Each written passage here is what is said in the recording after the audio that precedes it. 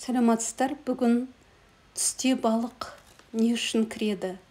Балық көрсеңіз, сіз таңдаған жол тура жол. Жаңа іс бастап жатсаңыз, немесе бір жағдайдың не дұрыс емесін анықтай алмай жүрсеңіз, онда сіз дұрыс шешім қабылдағаныңызды білдіреді. Бұл ойлаған ісіңізді аяғына дейін апаруға болады деген сөз. Аяғы ауыр келіншек түсінде балық көрсе, онда ұлды болады.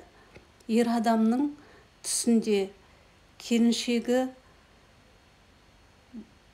аяғы ауыр болса және балық көрсе, ол да ұлды болатындығын білдіреді. Егер балықты бір не көп адамдармен бірге жесеңіз, ол адамдарға сеніп кетуден аулақ болыңыз.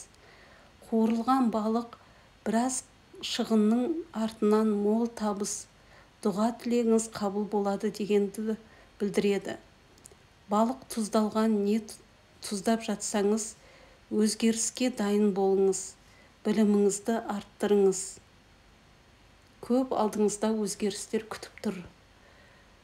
Өзіңіз балық аулап жатсаңыз, онда көптен бері бұйым-тайыңызды айта алмай жүрген, сөзіңізді өткізе алмай жүрген адаммен сөйлесіңіз, оң нәтиже береді.